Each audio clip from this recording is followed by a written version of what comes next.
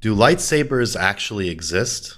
Was George Lucas an insider, aware of actual galactic history?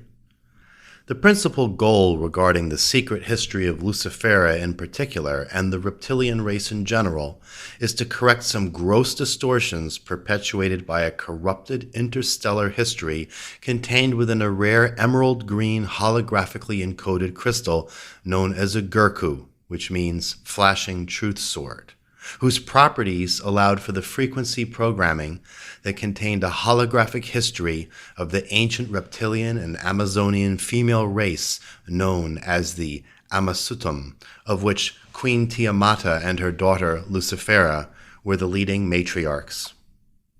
The gurkhu operates on the energetic frequency of the owner that is keyed to the Kundalini force when raised to the crown chakra.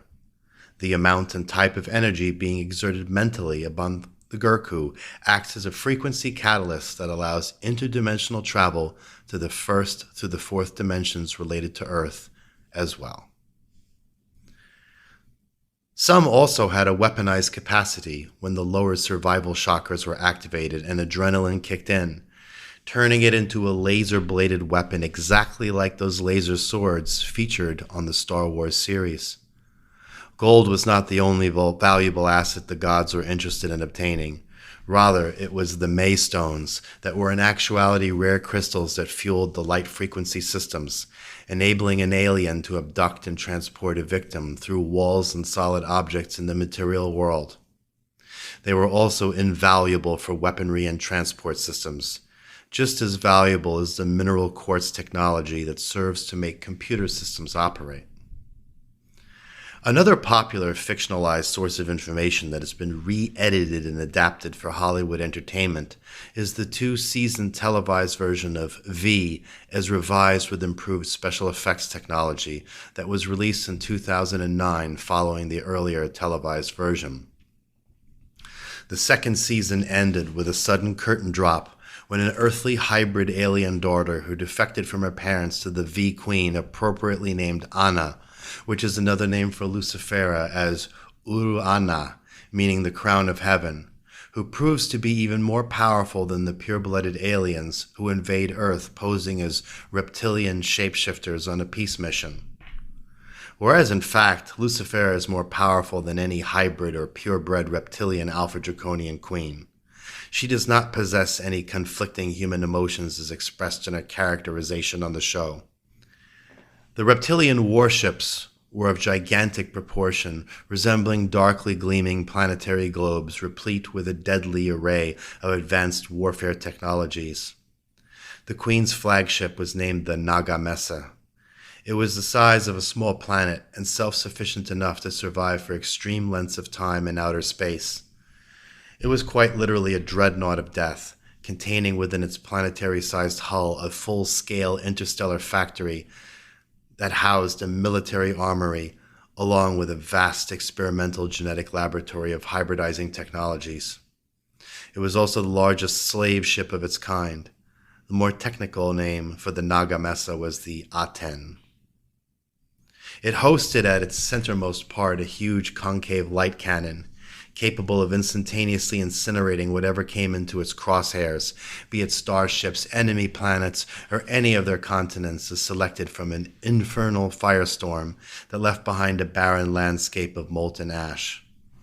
Another of its nicknames was the Aya, or Eye, in the sky, with its great concave light cannon hovering above any chosen planet, looking for all the world as the watchful eye of God, from whence the light in the pyramid on the reverse side of the dollar bill is derived. The Nagamessa was in fact the actual mothership that built the ancient pyramids, as reflected in its stationary anti-gravitational orbit above said pyramid on the reverse side of the dollar bill. The Nagamessa was supplied with a tripartite array of tractor beams that could carve and transport a megatonnage of stone materials with laser-sharp precision and placement by using a holographic grid that was located aboard the ship itself. This included gravitational field guidance systems that allowed for less than a single-digit deviational variance over the ages. That was the leveling factor of the foundation. This is the way Robert Morning Sky described its appearance. From a distance, the gleaming globe looked like an enormous eyeball, with a dark iris and a black pupil. As it rotated its enormous hull to target its victims, the Aten took on the appearance of a gigantic eye that was turning to look at its intended prey. As the Aten loomed in the distance, the people of other worlds, if not the queen herself, was about to make an appearance. Immediately they would begin to cry out her name, I. In time, this cry would become universal in the empire, Aya. This is a story that everyone in the other worlds told their children. To most subjects of the empire, this was the Aya of the Divine One, Lucifera. Somewhere in the sky, hidden among the stars or in the clouds, the Aya of the Supreme Being was overhead, watching, always watching, waiting to rain down death and destruction on any people who had done something wrong. Any evil or crime would be punished with a wrath that could destroy the entire planet. While the story scared many a child, the meaning of the tale was very clear. The forces of the Queen were always overhead, always monitoring the activities of the people on the planet below.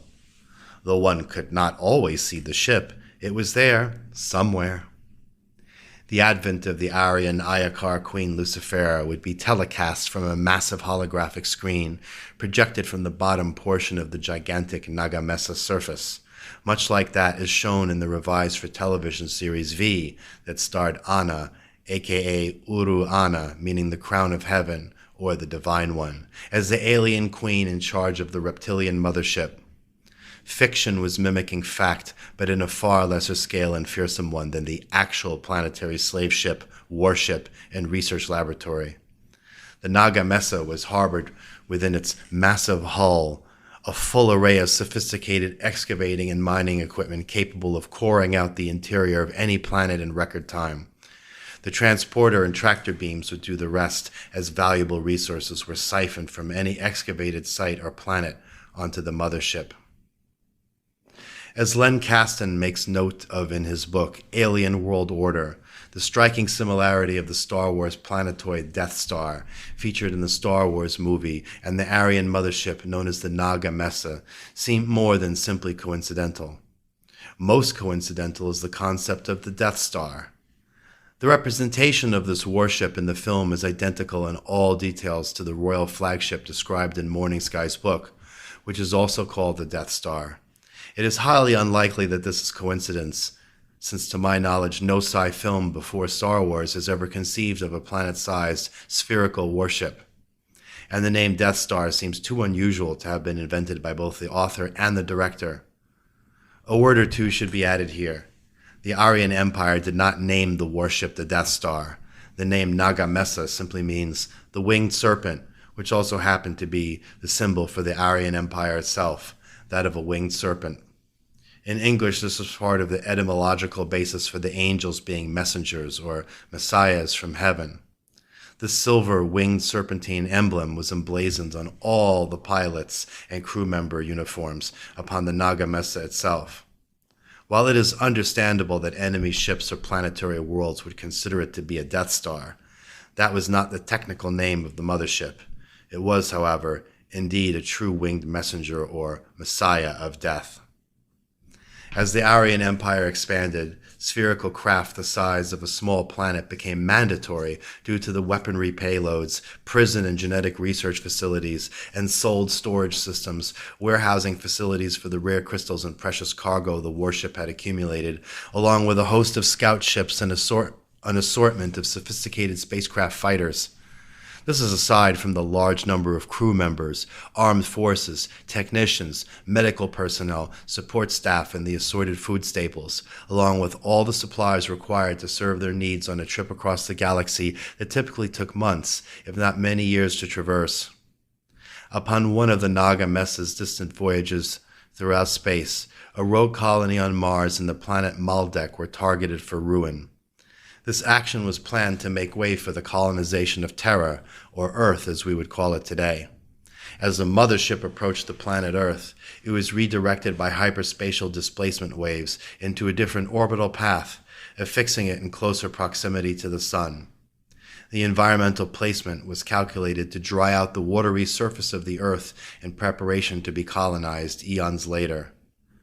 The ecological seedlings of plant, animal, and dinosaur life would be transferred and cultivated thereafter from within the hollow interior of the planet Venus, whose displacement from another star system was a result of the wayward antics of another extraterrestrial race of Greys who inhabited a world named Haven that existed at the time in the third dimension close to Earth.